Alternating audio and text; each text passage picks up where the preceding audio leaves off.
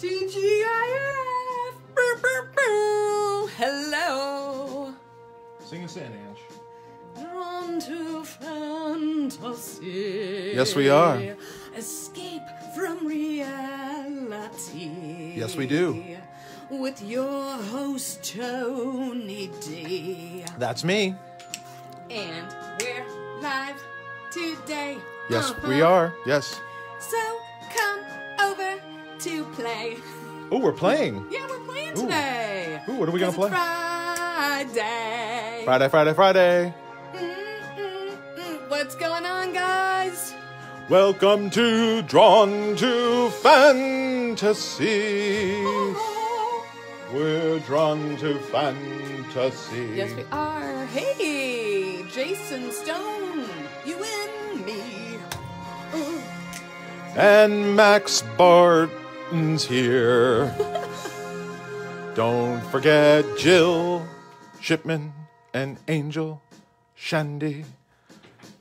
It's Friday, Ange. Hey, guys. It's Friday. Hey, what's your tunes? What are you in the mood for? Ange, give me I think I'm going to need an 80s playlist today. 80s? 80s. I need some 80s. And I need it on the DL. Nice and down low. Don't want it too crazy. Hold on. Let me get it. Oh, and Spiderwick. There's always Spiderwick. What? We got a special show. What do you want? Just like 80s. Oh, wow. Okay, Like 80s. I'm ready for this. Type in 1986 and play what you get. It's too late. I already found something.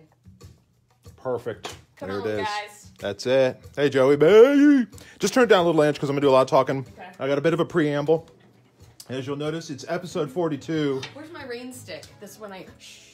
Ooh, you do need it. No slide whistle. It'll be sad with the slide whistle. We're going to go... 42, as many know, is the answer to everything in the universe. And, that's what this episode is going to provide a lot of answers, I think, Ange. I'm down with that. It is it's going to have a lot of answers to the Who is Tony D. And to do it, we're going to go back in time. We're going to go back I should in time. have the Back to the Future soundtrack playing. You could have had that. But it's okay. It's all good. Here, we'll do that. That's good. That way they can see what we're doing here. We're going to go back in time to 1986. 1986. This is a story I've been waiting to tell, and it ties in with something special this week, right, Ange? Yes, it does. This is a very important week. I mean, this is important every year, but this year, 2020 in particular, it's really important. Seems like it's more important now than ever, right? Do you guys know what that is? Do you know what makes this week special? Even I'm wondering. It's Teacher Appreciation Week! Teacher Appreciation Week, that's right. And we're going to do a very special episode. Now, I have, if you've seen me speak before, you've seen me, you may have seen me do some of my little anecdotal stories about teachers and how they had an impact on me in my life. I'm very fortunate that I had amazing teachers in elementary, middle, and in high school. I'm very, very fortunate to have that. And the story I'm going to tell today, I don't tell too often because I'm usually talking to elementary and sometimes middle school kids when I'm out on tour and on the road. So often I will share stories of things that happened to me in elementary school and in middle school. But this is a story that happened to me in 1986 in high school. And this is 1986 Tony. If you tuned in a couple years ago, I drew lots of drawings of myself in the 80s. And Eleanor West just got here. So what are we doing today? We're going to tell a story, an old story. And we're celebrating, with the preface is we are here to celebrate Teacher Appreciation Week. Teacher Appreciation Week. I will also say that Soph was in the tent outside doing classes. Yes. And man, I have so much appreciation for her teachers. I sat and listened while her Spanish teacher was teaching Spanish, her math teachers teaching algebra, Her STEM teacher is teaching. I mean, and they're bringing it, like bringing the energy to a Zoom screen to engage these kids. Yes. So it's been an amazing period, I think, for all of us, all over the world. And as we enter new, this is new territory. We're in new territory. You know what it is? It's the music. It's a little loud for me. Just going to be honest. That's okay though. It's a jam. It's. I feel like it's blasphemy to turn Toto down, but we need to turn Toto down just a scooch. I know the Picaro brothers. There's, you know. We're going to take time. Anyway, here is me, Tony D, in circa 1986. Pretty much what I look like. If you don't believe me, I pulled up a lovely, I don't know if Heidi Stempel's watching. For some reason, this photo brings her such joy. There's a couple things I want to point out in this photo. I am at, I grew up in South Florida. I'm at a lighthouse, the Lighthouse Gallery, which was down the street, still there to this day, in Tequesta, Florida, nearby where I live. And I'm in high school. This is 1986. I'm a senior in high school. I wore contacts. This is a very special day for me. I'm wearing my nice contacts. But what I want you to know, this is my drawing of Deborah Harry that I copied, aka Blondie. Look at those legs you got. Look at that. Second place. I did not get first place. And I was maybe not so happy then, but it's okay. No, look at the legs. Look at those legs. That's a lot of leg. What sneakers are those? Those are Vans. Oh, nice. Those are Vans. Yeah, those are Vans. And white shorts. White shorts. This is except for the shirt I'm wearing. Ray-Bans? Are those real? Those are not real Ray-Bans. Those are very special Ray-Bans that I bought at a concert, and I wish for the life of me I still had these Ray-Bans. For you see something... Fake Ray-Bans? They are fake Ray-Bans. Mm-hmm. Because I had gone to a concert that year. I had gone to see Elton John in concert that year. And this is going to be pivotal. So he was promoting the album that had Nikita on it. The album was called Ice on Fire. It's not a very good album. This is, if you know anything about Elton John, maybe you saw the movie Rocket Man or heard about it. The 80s were, you know, even though he was making hits, he was in a rough patch. So that's going to come into play here. Also, as a very quick aside, Eric Burkert wanted to know if that was a Miami Vice inspired look. What inspired your look? I will tell you. I was going to say that. Let's go back to this really quick. I'm going to break it down right here for you and live, so you can really have a visual. So I'm going to zoom in. All right. First of all, that haircut was done by my friend Brian Say. Brian Say haircut. You would go to his house, he had a pair of buzzers, and basically he just buzzed the side of your head, as evidenced in the drawing I did here. He would just buzz it. So it was almost like a weird mullet hawk swoop thing, okay? This is an old man jacket from Thrift Shop. This is a Thrift Shop jacket. These shorts, also Thrift Shop. These would have been old man pants, and I would buy all these baggy old man pants and then cut them and then have my mom hem them for me. And so that's it. That shirt is from a store called Kick in the Pants. So if anybody... Oh my gosh, Kick in the Pants. Yes, that's a local chain of kind of hip clothing. Not anymore. It's definitely out of business. It's gone. These are old Vans, and because Vans were so expensive back then, I would have worn these a lot. And these glasses were really the only thing I could afford from the Elton John concert, then 86 tour, because they sold. I loved the idea that the swag was you could buy. Oh, I'm sorry, I'm so zoomed in, you can't get the whole effect here. I was so thought it was so cool that you could buy like a pair of glasses, and it just literally said Elton John 1986 on the side. That's all it was. I think they had like silver tiger stripes or something on. There was silver. Oh my God, I love that jacket now. That old man windbreaker style jacket. What was the fabric of that? It's like a sailing jacket. I want to say it was almost like a heavy. Would it crinkle? And you'd like that? No, it was just like a really heavy cotton, crisp, very crisp. But it was floppy. Like you couldn't keep the collar popped. It would flop around. So That is me trying to be as cool as possible in Tony D. 1986. There it is. So there I am at the Lighthouse Gallery in Tequesta at the student show. Now, I may be a little surly here, which I was known to be. Student show. By the way, however, just a reminder, someone's going to win this in the junk pile. There you go. So if anyone ever wanted a signed photo of me, there it is. I was surly, but my life had at this point changed, and I didn't know it, Ange. I didn't know it. Because I was a senior in high school. I had taken every single drawing class that you could take in school. I loved drawing. I drew all the time, as evidenced by my drawing of Blondie here. And also the love of music. Music is, when you're a teenager, at least for me in my world, music was everything. You cried when you heard lyrics. You thought they were writing that song just for you. Oh, yeah. You know, I mean...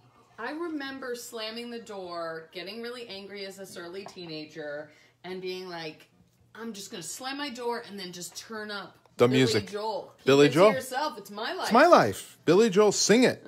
Sing, Billy. Singing. I know you're singing about me. That's listen, a good songwriter knows how to find those universal... Agree, Emily. What Emily say? Emily C. Martin says, some real James Spader vibes going. Oh, God, you're comparing me to that? I was hoping for like but he wore pastels like that pastel Everyone yellow. wore pastels. I mean, listen, it's Florida, so you got to cut me a little slack. Now, normally I would have had glasses on. I don't know if Tom Hoffelder's watching today. He can back that. Sometimes I had contacts, but more often than not, they drove me nuts, and so I would have to wear my regular prescription glasses, which were horrible. So I loved to draw. It was my escape. I would put on my music, my 80s music. I would go into my room, sometimes with headphones, sometimes without, crank my music up, and I would just disappear in my art. I loved drawing that much.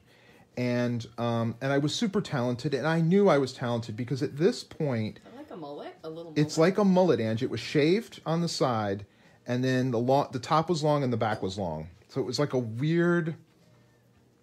It's a little trimmed there. It's shorter. It's a surfer cut. Yeah, it's a surfer cut. Yeah, it was... I mean, right, I'm not even surfing. You know, I'm going to the beach, but I'm not surfing. I'm horrible at surfing.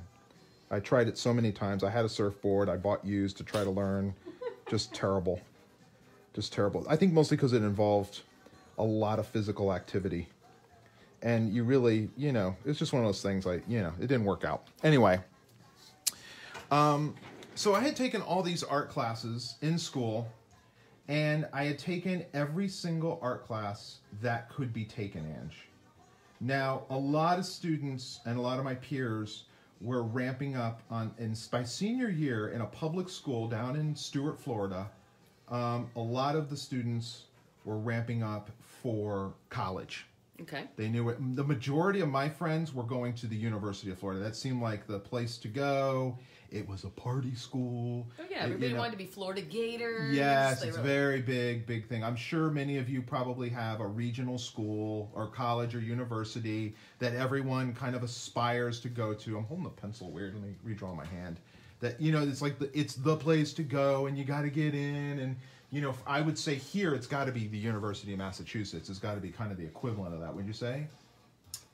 Well, I mean, I think UMass is definitely a party school. I think we live in a town where there's 5 colleges, so it's really like, where do you fit in? Where do you see yourself? But Florida, you know, we didn't live in a college town. No. So, or near a college town, really. So, you know, when you thought about going to college, it was like, were you going to go to Florida State or University of Florida? Were you going to be a Gator or Seminole? Oh, like that was, that's and right. there was a huge rivalry.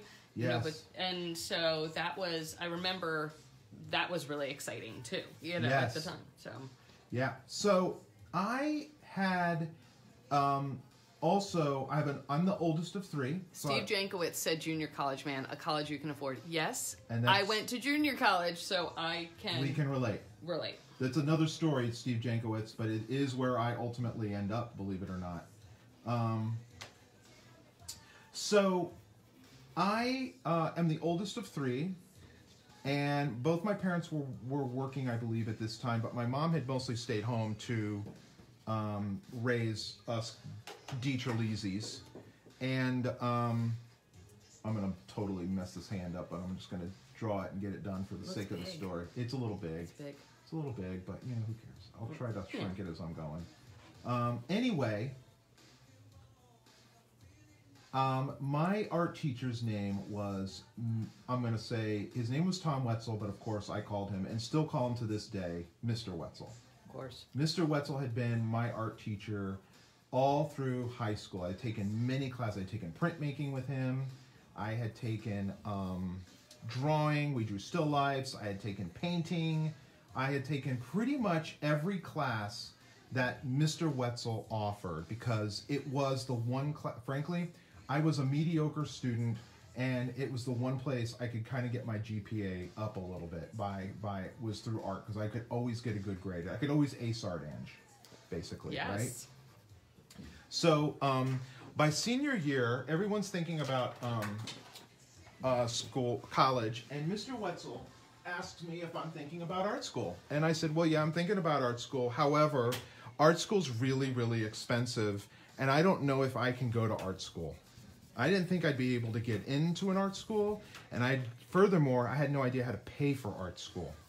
So Mr. Wetzel says, then you need to apply for scholarships, and you need to be thinking about a submission portfolio that will help you get into an art school, and you should shoot for the top. You should shoot for the biggest and the best art school you can think of. Now, at the time, and I'm going to guess that's probably still close to the case, in Florida is one of the biggest art schools in the country. It's Ringling School of Art and Design. It's over on the west coast of Florida. It's very prestigious, and it's also really, really expensive, like all art schools are, Ange. Now, I submitted to Ringling and was actually accepted. That happens a little later in this story. But Tom Hallfelder said you quit band for art. I quit band for art. That's right. I loved playing my saxophone, but I wasn't as talented as Tom Hallfelder. Tom Hallfelder had a gift. Obviously, or else you would have written our theme song for it. That's right. And so instead, okay, I'm going to inverse my. It's got these kind of little 80s little tiger. Is it like ID? That was a really popular brand. It could have been an ID. It's ID. The lowercase I and D? Yeah. Yes. That's it. Oh my and God. because if you got it at Kick in the Pants, that was like a $35 shirt. That was an expensive shirt. No, I wouldn't have got it at full price, Ange. I would have got it on the sale rack. Oh, okay. Yeah. I All couldn't right. afford it. I'm Yep. buying my own clothes at this point. My mom couldn't afford any of the trendy clothes that I would have wanted. Again, see my stuff I did in the 80s. You'll see many stories I tell of and escapades of buying trendy clothes during this time period of my life. And anyway, so here I am drawing in high school. Now, I'll zoom in a little bit on it. I had done a bunch of types of things. I'd drawn all kinds of stuff. I love drawing all kinds of things. Anything that you'd ask me to draw, I would draw. Were they like, Tony, draw a picture of our teacher and make fun of him? Oh yeah, we had to do caricatures. Was one of our class assignments, and I drew all the teachers, and I drew all the time. Yes, As you Ocean were going- Pacific. Ocean Pacific, OP. I wish so bad there was a little OP on those right there. No, but it was probably just like P.O. from like Zaire. It was Yeah. like the generic version of No, whatever. it'd be like Sea Road. Ocean Pacific. Yeah, yeah. No, it'd be like Sea Atlantic. Yeah, I've got SA on. What are you wearing? So Mr. Wetzel says to me, he goes, listen, you need a showstopper piece in your portfolio. You need something that's really going to wow anybody who's reviewing it. And furthermore, it might actually help you get a scholarship to go to a school like Ringling that you've been accepted to but can't pay for. So I thought, okay, that's what I need to do. So I was like, what class am I going to do this in? This is what Mr. Wetzel does. He goes to the guidance counselor and he says, I'm just going to draw like in my brain all the stuff I like to drawing while I'm telling the story.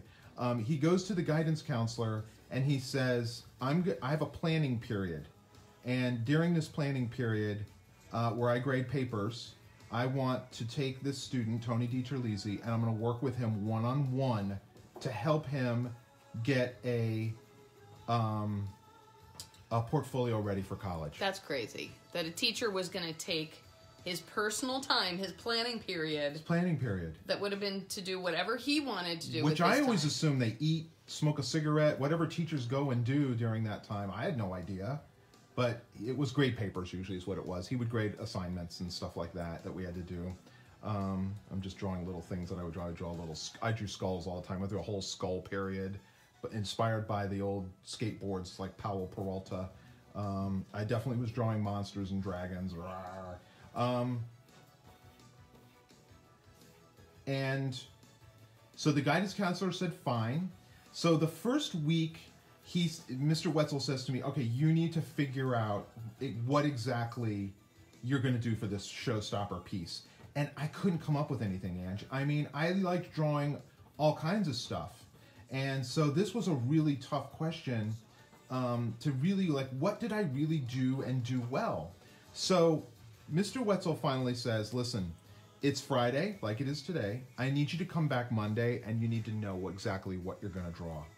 And I said, okay. He goes, because I don't want this to have been a waste of my time. He really put the hammer down. Like, you got to make this thing happen, okay? So I'm like, all right, fine. So I go home that weekend. Now, my brother is 10 years younger than me, 10 years younger than me, and he's an avid reader. One of the things he happened to be reading at the time was this. Alice's Adventure. Now, he wasn't reading this version. I think we had like a little paperback version in the DiTerlizzi house. This is, of course, unquestionably the most famous children's book of all time, probably. It was published in 1865. Was written by a man named Charles Dodson, who used the pen name Lewis Carroll. It was illustrated by a very known illustrator named John Tenniel. He was later knighted. He became Sir John Tenniel. The illustrations in this book are iconic. I loved this story as a kid. I loved reading this story again as a teenager with my brother. He was almost done reading it, and I was kind of paging. We had like a cheap paperback version, basically of what I'm showing you right now, with the John Tenniel drawings in it. And I forgot how surreal and bizarre and wonderful Wonderland was. So I came back to school on Monday with my copy, a paperback copy, not this one, of Alice in Wonderland, and I told Mr. Wetzel I would like to do some drawings of Alice in Wonderland, to which he countered, that sounds great. I want you to redesign all the characters. I want you to do your take on them, and then I want you to hand in a series of 10 or more illustrations by the end of the semester. 10 or more. So it was a great challenge, and I was ready to dive in. And I'm obsessive, as you know. Very obsessive. How obsessive? I have many copies of Alice in Wonderland. This is one of my most treasured, by Arthur Rackham. This is Arthur Rackham's Alice in Wonderland, which is, of course, one of my favorites. Of course, now I can't find any of his art, but you get the idea. So... Come on, there's that sweet paint by numbers, too. Oh, yes. Ange wanted me to show you this. Here's the paint by numbers. There's a lot of Alice in our house. We love Alice in Wonderland. So I began to draw. And because I had a deep, dying love of Elton John, and still do, I started drawing. Now, I have some of the drawings here to show you. And some of these you're going to notice are going to have dates that span 3 years. Here's the cover. Let me show you the cover. This was the cover for my book. It was done on vellum. Okay. Here's another scene. They were done in rapidograph. Here's Alice in the... You can see she's in the little bottle with the tears, and there's the dodo, and... And here, of course, was my favorite scene of all to draw, which was the Mad Tea Party. Steve Jankowitz said, how did Sophia miss out on the name? Like, why did we not name her Alice instead? Oh my gosh, right? That's Alice funny. DiTerlizzi, yes. She's actually named after Sophia Loren. There it is. So here you can see Alice, kind of an anime Alice. My brother and I were watching a lot of Robotech at the time. And Elton John has the muse for the Mad Hatter. And the March Hare is kind of like this 1950s rock and roll guy. But the whole idea that they were in a band. In the original book, the Mad Hatter sings. And so I thought, well, wouldn't it be interesting to make his whole thing like a band? My favorite character that I also loved drawing was the caterpillar. Before the Tom Petty? This is before Don't Come Around Here No More, yeah. This is right before. That is crazy, because that other piece with like the checkered tablecloth. Yeah. Oh, it's just 80s. On Tom Petty. Yeah, it's just 80s. Don't come around here no more. The caterpillar was inspired by the Muppets. He was just supposed to be kind of this weird Muppet hippy dippy kind of character. Let me see. I have some drawings of the. You can get a sense of the caterpillar here. This hookah pipe, and there's Alice and mushrooms, and the Cheshire Cat was pretty simple. I'll show you a couple more, and then I'll get to the point. Here you go. Here's the Cheshire Cat. Just marker, just pen with marker. And I also, so I have a folder that has a bunch of these drawings, and I'm pulling them out for you. But when I went through this folder, I went to look for this folder today to show you some of the art. There was something that I couldn't believe I had saved, and I'm trying to find it right now, but it's worth the save. That's actually a pretty good one. That's a pretty good one. That's from high school. And that's pretty good. It is good. Here's another one with pen and some marker. The paper's all yellowing. So I had really got the caricature. The caricature down. Mm-hmm. But what I wanted to show you, here's one. I know, I'm just going to layer it until it falls. Here's homework from January 12th with the caterpillar. Ooh, what harm is done by fraudulent research? Wow, how timely is that from 1986 to now? I had another one. This might be another. Here's another, just a page of just drawing Cheshire Cats and thinking. I was obsessed. And well, anyway, oh yeah, here we go. Wow. This is it. Literally drawing, like, here you go, September 25th. This is obviously chemistry class, and I'm just drawing. Just drawing. Aerobic respiration. I'm literally just drawing. Oh yeah, so it's probably biology or something then. And I'm just drawing Alice in Wonderland stuff. Can you just shove it in there? Mm-hmm. So I finished the whole book. I did. I got it done. I went above and beyond. And here's the cover finished. And I wish I could show you the finished book and we would page through it together. But I can't because it's in a museum. It's at the Norman Rockwell Museum. It's part of the traveling exhibition to show how long I've been drawing, and to also show maybe another high school student can see themselves in my work. So a really interesting thing happened. I would have done anything to be popular in school. And what I didn't realize was that surfing and trying to be cool and all these things and dressing cool were not getting me there. But this book, people learned about it and people asked about it and people wanted to see it.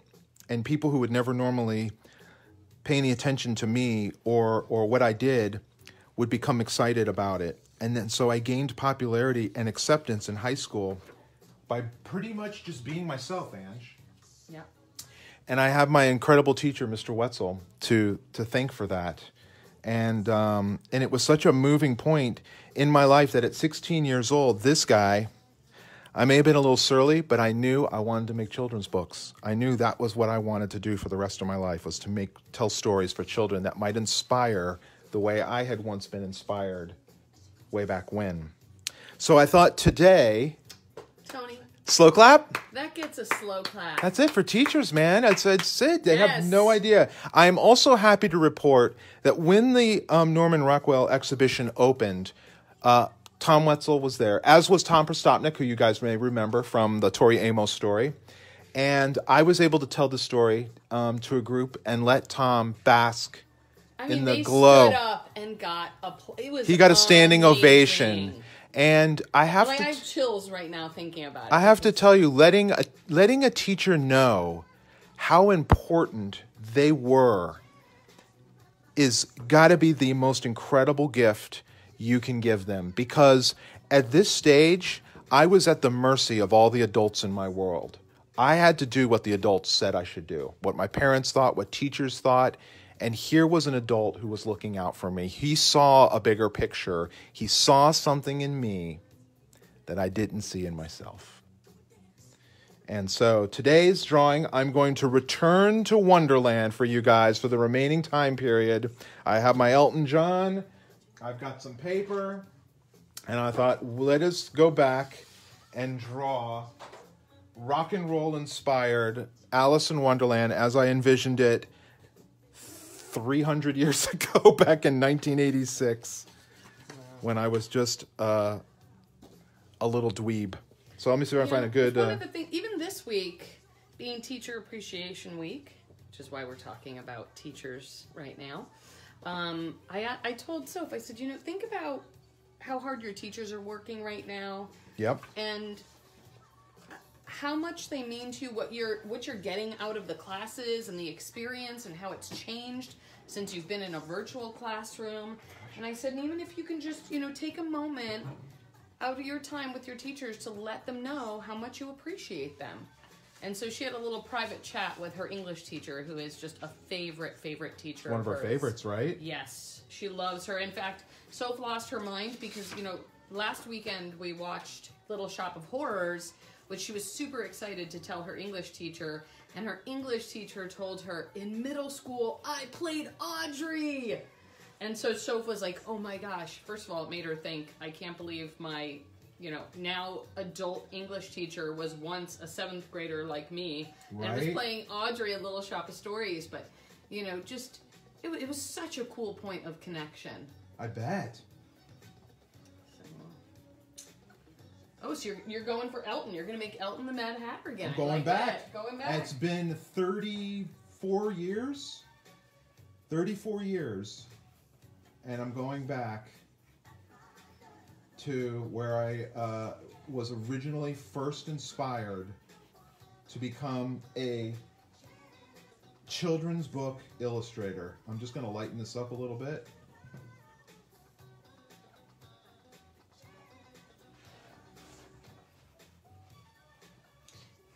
Yes, the Mad Hatter sings a song, and I don't remember. I want to say it's like how doth how is a raven like a writing desk, or how doth the busy bee, or it's one of those little songs, and that's what gave me the idea. Also, if you look through this program, he's wearing a different hat. I think Elton was pretty that's awesome. Challenged.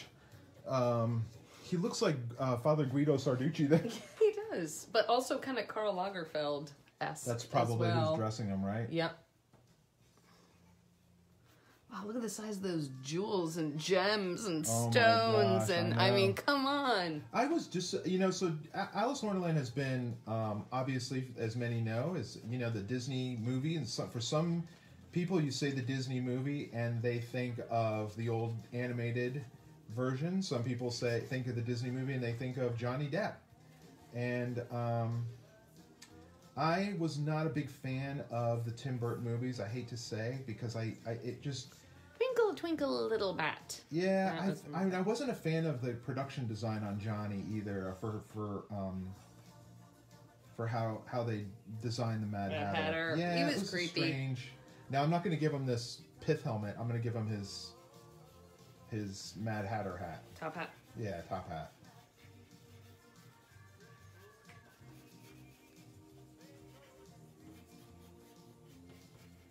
Many have asked if I would ever consider illustrating Alice in Wonderland for children. And though it is such a huge part of my DNA, I don't know, at least at this point, and I can't say never, but I don't think it's something I would ever do, only because, and actually, fun fact, I was asked to create a bunch of Alice in Wonderland illustrations for Reading is Fundamental. Do you remember that, Ange? Mm-hmm. That was a few years ago. They were going to hold a fundraiser, which I was happy to help out with, because we love Riff. And they asked if I could decorate and design the space for the fundraiser, and it was Alice in Wonderland themed, and I was really excited at this idea. And then the more I thought about it, and I started sketching, and the more I just thought, you don't need me, because when I think of Alice in Wonderland, I just think of, I should make this a teapot. I think that's what I did when I was a kid. Or what, a tea cozy, like what's his face, Dobby wore, for you fans who've been listening for a while, for a long time.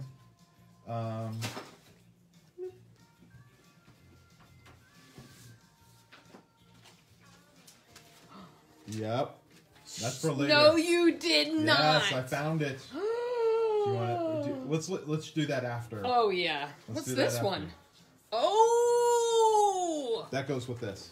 Amazing. So I'm knocking. I'm like so blown away. I'm knocking stuff over here. Stop it. So I'm gonna put them in the kind of the Mad Hattery. Oh my gosh, I bow tie. am dying that you found that. It was in the same. So I have a filing cabinet that's got a bunch of old files in it, and it has some of my grade school stuff is here. Some of it's in Florida, and so I went in there today hoping I could find some of this Alice in Wonderland stuff so I could share it with you guys, and I did. I found it, and I was very excited about that. Let me see. Maybe I can have him with his. Tim Burton ruined Charlie and the Chocolate Factory for Tom Hoffelder. Yeah, I wasn't a fan of that either, Tom. Yeah. I know the Roald Dahl estate was happy about it because they felt like it was closer to the source material, but again, it's one of those things that a movie has to do different things than a book has to do, and I felt like there was stuff that just felt a little off key on it, I don't know. I love the original one with Gene Wilder. I thought it was just amazing. But, to each his own. I mean, I guess every generation has their version. I mean, Sophia loves the new Lion King. She loves the new animated one. And, I think the original one from the 90s is just a masterpiece of animation. I remember when you and I went to go see that, Angie, and we both, teared up. Yeah. And I'm like, a cartoon is making me cry. It never happened. Mm-hmm. I mean, Pixar then figured out the formula, and then I was crying in every Pixar movie, but that was much later. That's true. That was much later. That was when you're older and starting to think about a lot of things. You're not as... Does Ange have a teacher's story? Ooh. Oh my gosh. So, okay, for those of you who don't know me, I moved schools all the time. So when I started 6th grade, it was actually my 6th school. So I went to most schools for about a year, and then I would move.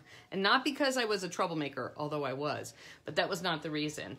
My mom had gone through a divorce, gotten remarried, and so we were she was a real estate, blah, blah, blah. We're traveling around. So I feel like it's funny because those early years of school, pretty much elementary school, is kind of a blur. And it was when I started middle school is when we moved to Florida. And she promised me when we moved there, you are going to graduate from your high school here. So I became an angry teenager. My mom divorced her second husband. She was getting remarried again. And so I remember, this is when I kind of started to withdraw a little bit, frankly, from classes. I was having trouble with kind of listening comprehension. I would start slacking off. I was a goof off. I was class clown. So I went from being pretty focused to just slacking off a lot, frankly. But I had an amazing high school science teacher. Really? I don't know if I know this story. Yeah, Mr. Fleischer. Yep, you've mentioned him before. I do remember that And name. his name was Stuart Fleischer, and we called him Stu Fly. And it was the coolest thing because everybody could call him Stu Fly. And he was totally cool with it. Nice. And I had some other really difficult teachers at that point. And then having him as this person that was really cool and he would do stuff where he would bring in like a giant Steve Madden cutout and then just record his entire voice teaching the lesson and press play on the tape recorder and just leave the room with the Steve Madden cutout. He'd be like, I'm Steve Madden and I'm teaching you, or not Steve Madden, John Madden, the football player.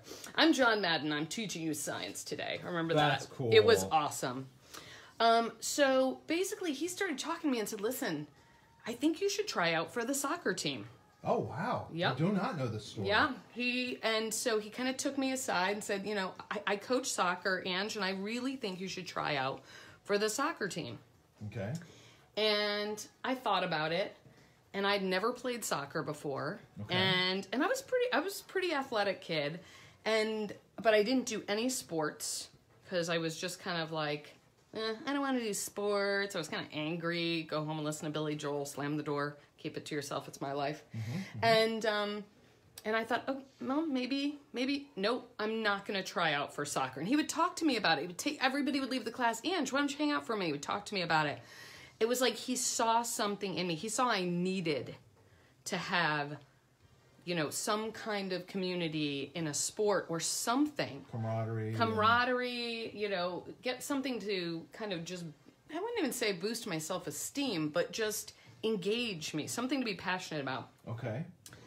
And I didn't try out. And I didn't try out because I thought I would be bad at it. Okay. And I remember thinking, like, I can't just go in and be the team player who isn't good and doesn't know how to play. And so I never did. So it was one of those things in retrospect, I just thought he wants me to play on the soccer team. Okay. But what I really thought was this was a teacher who saw something in me and was trying to encourage me to get the best out of me, to help me become the best version of myself. Yes.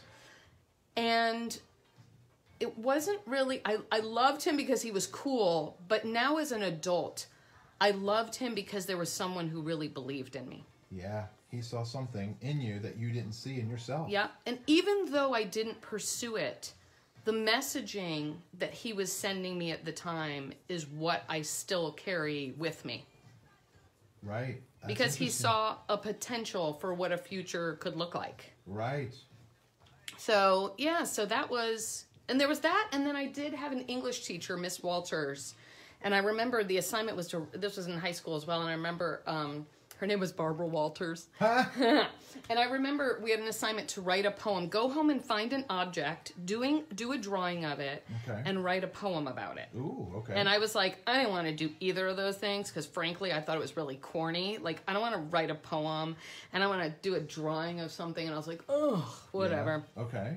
So the other thing she did that was cool is we did listen and dissect the lyrics to Hotel California. And I thought that was kind of cool. I got engaged with that. We were talking about, that was in our poetry unit. Nice. So, I mean, it was no Billy Joel or Elton John. Exactly. But, you take what you can get, right?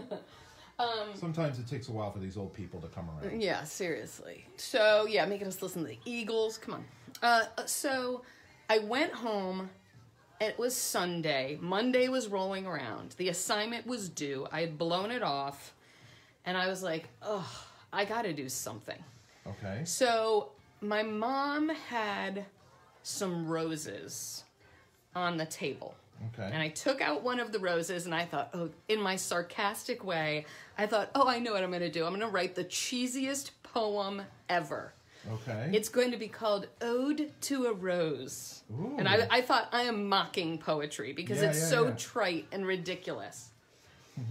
And what happened was I put the individual rose in a glass and I kind of looked at it and I studied it. Okay. And I studied the stem and the thorns and the velvety petals. Okay. And I started drawing it.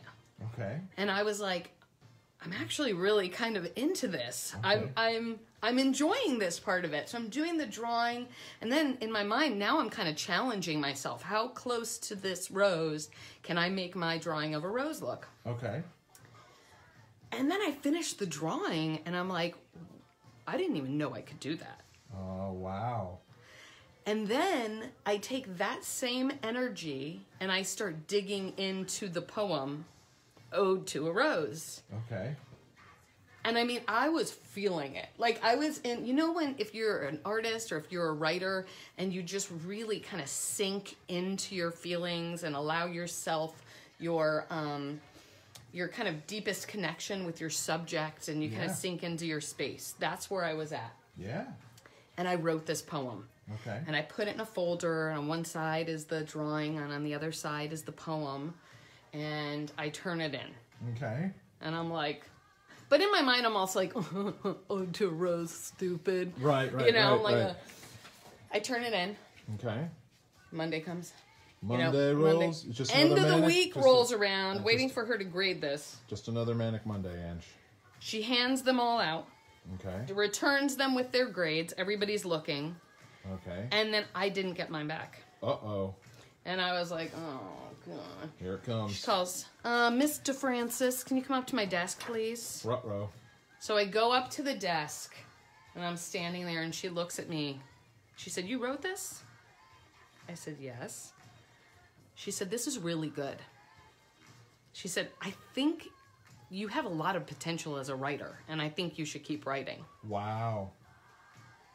Does she know you were writing? I actually had to write an essay on an important teacher, and I wrote that, and I tagged it, and I sent it to my old school district, and I never heard anything back. Oh. I have to tell you, I did see her at the grocery store once, and her grocery cart was just filled with cases of beer. So, I mean, I don't know. Like, I think did that to her? Students. So, yeah, so that's like, this was Miss Walters. And, again, it wasn't one of those things that I thought, I'm going to be a writer. I didn't have that calling like you did. And I didn't have the discipline in my work that you did. Right. I mean, but the thing was, for me, I could draw, but, that was only one step down a ladder. I mean, it was like, what are you going to do with it? Where are you going to go with that? A lot of, how do you... That's overwhelming sometimes. You're like, okay, so I have this kind of ability that I've honed and figured out how to do and never stopped doing, but now I don't know how to go to school for it or make a living, with it. Yeah. That's very overwhelming. And you vacillate, at least I did, between dreaming of being the artist version of this guy and just being I'm going to work at, a normal, completely mundane job and draw on nights and weekends to keep myself. Yeah, and how many how many working artists did you know? Knew none. You didn't know any. So You'd see them at like craft shows and stuff like that, but not doing the stuff that I wanted to draw. Not drawing Alice in Wonderland. There were illustrators, but I didn't know any of them. Yeah. But that's what I wanted to be. I wanted to be not a fine artist, not a painter. I wanted to be an illustrator, a person whose pictures rely on words. They need the words.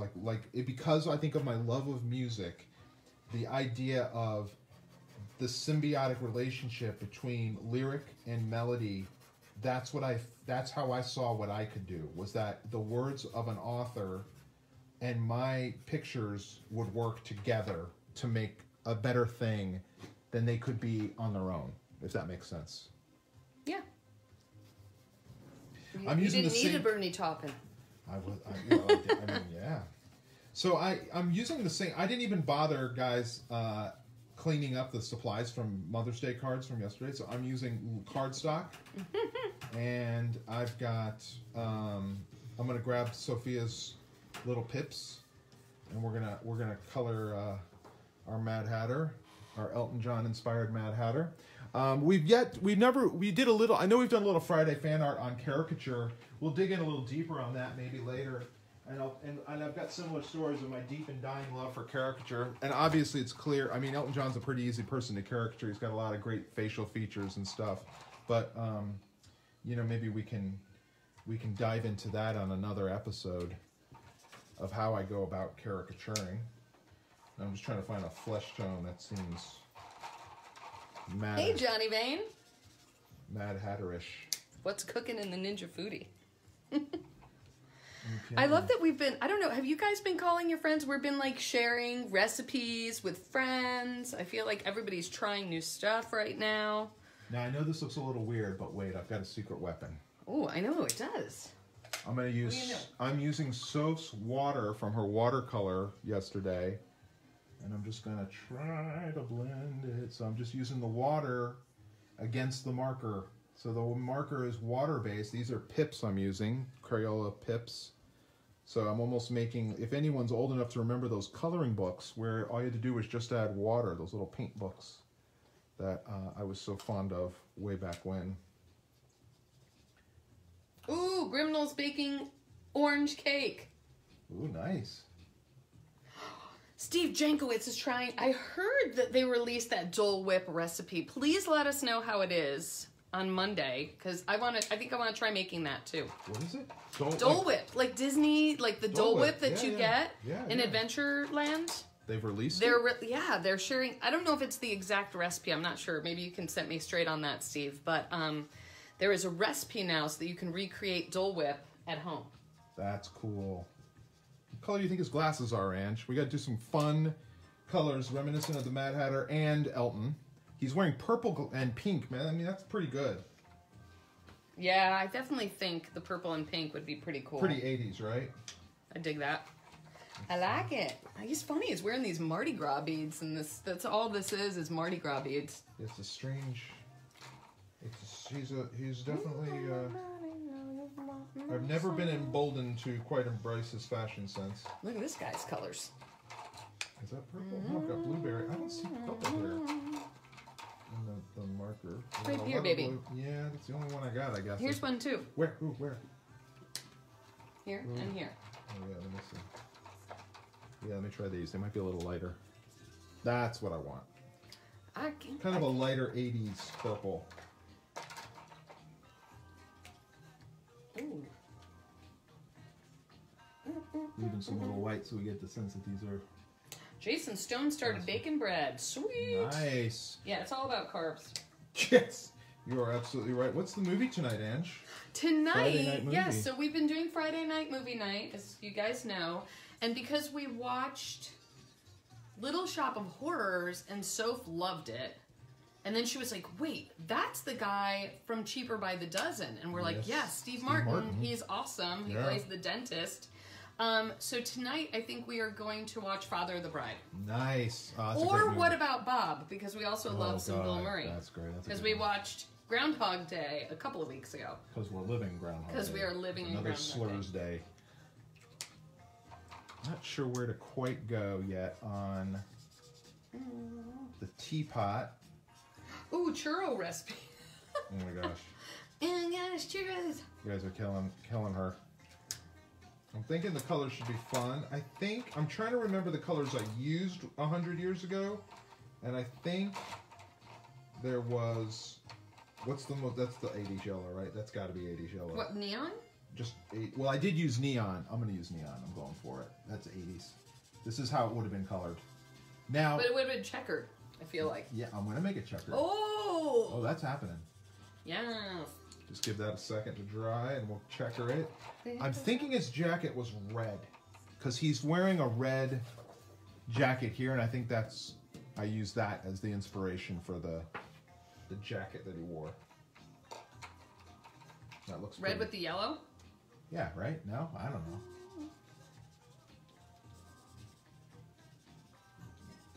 So this was it. I spent weekends, and I mean, this was a 3-month project. So the other thing that this taught me was creating a series of images for a single project, Ange. I mean, again, and I had to have sketches. I had to bring the sketches and show them to Mr. Wetzel at a certain agreed upon date. Like, he basically sat there with his date book and said, all right, when do you think you can have sketches done? Okay, when do you think you can have, you know, the whatever stage of... Set you on deadlines. He totally did. He totally had me... Well, he also knew me well. He knew... But what neither of us anticipated was how I was... That water on there looks so cool. Like, that just... All of a sudden, you're like, oh, yeah, you did that with watercolor. Well, this is essentially cheap watercolor. Yeah. Yeah. It's cool. No can do. Oh, that's funny. Kevin Sylvester, Foreigner 4 has started playing in my subconscious. I have a funny story about Foreigner 4. That's a great album. So every year when Soph was in elementary school, they would do field day, which was right around this time. I feel bad. All the kids are missing out on that super awesome day, field day. Yeah. And on field day, I would always volunteer for face painting. Okay. And I had some crazy requests. They'd walk up and I'd be like, here's you the book. Gene Simmons one time, remember? Yeah, we had a full Gene Simmons makeup. I would give them the option. I'd be like, you can look in the book, because a lot of kids are like, I don't know what I want, after they've been waiting for 20 minutes. And so I would say, think about what you want. It doesn't have to be in this book. We can do something else. I can pull something else up. Whatever you want to do. And so one kid comes up. He's a 5th grader. And he comes up to me. I know what I want. And I said, what? And he said, sorry, guys. Can you paint? He goes, Foreigner 4. And you're like and I the was album? like, no, I had no idea what he was like. It didn't even occur to me that it would be the album. So I was like, what? Is that like an anime that I don't know about, or an animated TV show? No, Foreigner 4. And I was like, what is Foreigner 4? He's like, the album, Foreigner 4. Oh. And I was like, Liam, you are my most favorite kid ever besides my very own. Thank you so much. So I Google image Foreigner 4. It's just like a movie starting, right? With the number 4? And he was, and then, yeah, and there he is, and I'm like, oh, okay, there we go. That's what you're getting on your face. You're just going to color your face gray. It's like, no, the whole thing. With the, like, it's got like the movie countdown kind of on it, right? Yeah, kids are crazy. The one kids are crazy. The one kid that said to me, can you paint my entire face a poop emoji? And? Oh, she said, can you do a poop emoji? I go, yeah, sure. And she's like, I said on your cheek? No, my entire face. As you do. Yeah, so then I was like, close your eyes. And on her eyelids, I painted the eyes. So when she closed her eyes, it looked like... yeah, it was a giant poop emoji on her face. Wow. That happened, huh? All right, let me see if I can get this tie to work. I don't know. That's pretty dry. Money Pit with Tom Hanks. Is that kid friendly? That's the only... There you guys want Romancing the Stone. That's a good one. I wonder how that held up. Yeah, I don't know. Here we are doing some checkered. Is Tom Hoffelder's watching? Tom, do you remember when I did this Alice in Wonderland thing? I don't know. Because I wasn't in band, so I wouldn't have seen you as much. Yeah, her mom must have loved me. I agree. Here we go. His little crazy checkered tie. Hungry like the wolf. And I'm thinking a dark, rich red for the, like a wine red, which I don't see, for his chair. I'll try this. I think it's going to be too. Yeah, perfect. Red on red, just insanity. Hungry like the wolf.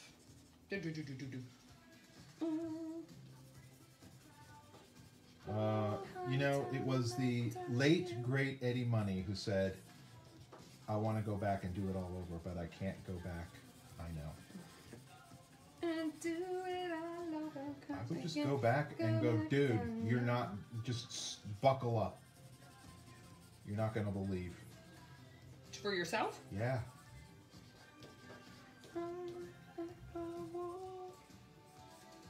All right. So in honor of Teacher Day and Mr. Wetzel, I don't know if he's watching. I invited him. I wasn't sure. This is a flashback. Oh, you invited him to come on here? Today, yeah, I wasn't sure. He's on Facebook. I always, occasionally, will correspond. I'm just saying a little homework, because I did see that a few of you guys were working on your fruit animals, or their food animal mashups. Yeah. But if you're feeling so inspired, maybe you want to do a little Alice in Wonderland artwork this weekend. How cool would that be, right? So cool. Yeah. Maybe do the same thing. Transpose. Let's update this out of the 70s and the 80s. Like who's Lady Gaga or or whoever. Like whatever you cast it. Beethoven. Cast it however you guys would cast it would just be so fun to see what people come up with. Yeah, that would be awesome. Yeah, I'll just give this a little shimmy shimmy. Yeah, so if you guys want some homework, take it upon yourselves, looking for a little inspiration, dig into some Alice inspo. Yes. There we go. Lots of color, lots of craziness, lots of 80s.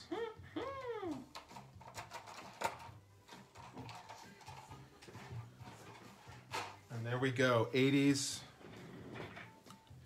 Let me see, where's the... Super freak. Oh, by the way, sorry, I have to interrupt. You found it! Emoji Poop face! emoji face, that's terrifying. Is that crazy? Look at that. That's terrifying. I hear Elton John's going to wear that on his next tour. So there you go, from 1986 to 2000. A very quick little study. If I could only show young Tony. That was fun. I'm going to sign, actually, this, we're going to give away the other stuff, but I think... You're keeping that? No, I think if... well, yeah, we can give it away. I was going to say I'll send it to Mr. Wetzel, but I don't think he cares. It's okay. We'll make it part of our giveaway today. So here it is for Teacher Appreciation Day. I was just wondering, not that I'm not choosing a winner, right? And starring... I just have to know... Elton John. Someone I have to know if they're here today. Oh, as the Mad Hatter. Wait, I missed it. Can you show it again? Oh, the poop emoji face? Here it comes. Look at that. Hey, Mom. Just, hey, Mom, coming home from school. Miss Angela did some face painting on me today. Today is the 8th, 5/8/20. There it is. Well, I hope you guys enjoyed today's episode. I was very excited about it. And I'm really looking forward to next week. I have a couple of things to share with you before we sign off. But I don't know. Guess what else was in my folder, Ange, when I was going through my old stuff? I was squealing about it. There it is. Tori Amos. The signed photo. And then on the back... Let me hide. I don't know if it's her phone number. There's the phone number. There's her password, Barney's New York. But there it was. I was tucked in with my old caricatures I had drawn in high school and stuff, and it was shoved in there. So now I found it. So pretty exciting about that. A bunch of piano players here. I don't know if she's watching. Well, but let's just ask, is she here today? Yes, let's. Well, no, I want to. Let's see. Is Melissa Valaquette? I don't know if I'm saying that name right. I don't know if she's here. I know Melissa's usually here. I've seen her quite often. But Melissa, if you're here, let us know you're here. Just say hi or something really quick. Anyway, while I was also in this filing cabinet full of stuff, just so you guys know. I do save things when people send me stuff. This was a fan letter that Melissa Valaquette wrote me, and she sent me samples of her artwork. This is the actual art that she sent. This is from, look at this. This is really good, Ange. Really, really, really good. Really nice line work. When is that from? This is from 20 years ago. This was tucked in there. I had saved it all these years. So, Melissa, I hope you're watching, and thank you for this. I still have it. It's still in my. She's on. Oh well, here you go, Melissa. Here it is. I still have your letters and the things, and I have so many of the letters that you guys have sent me over the years. Hey, look, she made this paper. How cool is that? Just I know, paper and it's alone. pages and pages of writing, and it's very, very cool. Anyway, she wrote no. Yeah. Yes, Melissa. Yeah, it's true. I have a whole box full of the fan letters that people have sent me over the years, and if anyone wrote something that really moved me, and your letter did all those years ago, and your drawings, I held on to it. Yeah, your art is awesome. So thank you for being a fan for all these years. I think it probably should go without saying that maybe perhaps the Junk Pot winner Duh! should be Melissa. I think the Junk Pot winner today will be Melissa Valaket. I will send you, you get this. You sent me this. You get a marker drawing of Elton John. And what about the Tiny Tony? And Tiny Tony drawings. So those will be yours, Melissa. We'll put them in the mail. I hope you enjoy them.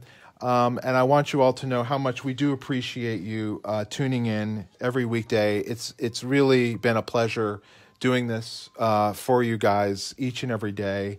And what's fascinating to me is how much I've done.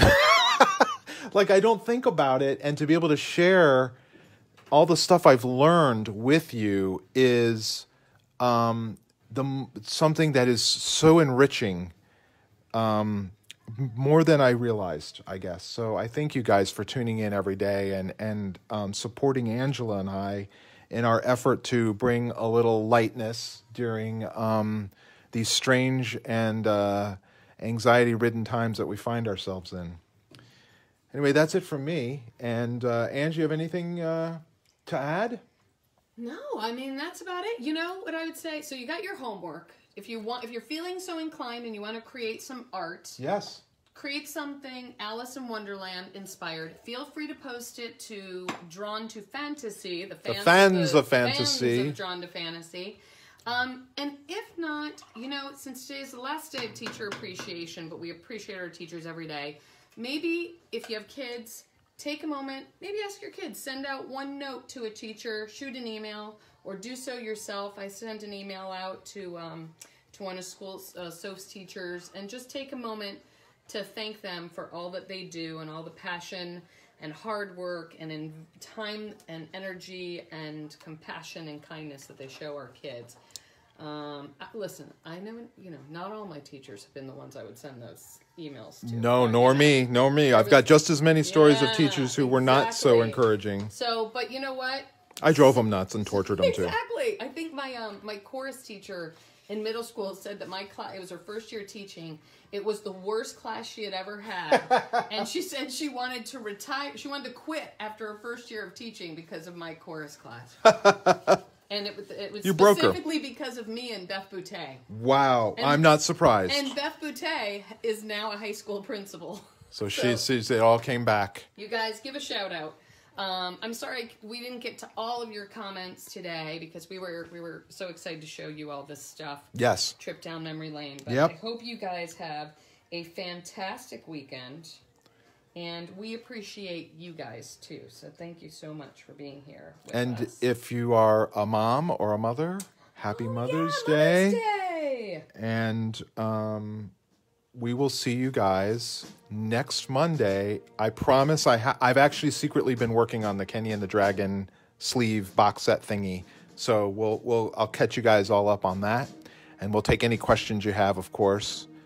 And that's it. Tony D and Ange D signing off. Melissa, thank you for being a fan all these years, and for all of you who have been and followed us and shared with us. We see many familiar names up here all the time. So thank you, thank you, thank you. Thank you. Thank you to all the teachers out there who are listening and watching.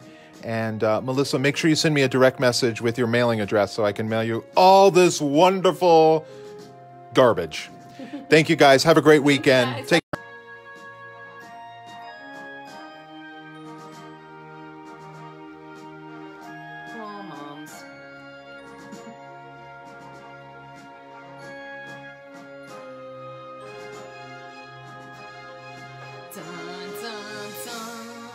Moms. Melissa Valaket. Maybe you can send a pronunciation of your name. You're still making art, Melissa? You guys are awesome. Tom Hoffelder, as always, thank you for the theme song.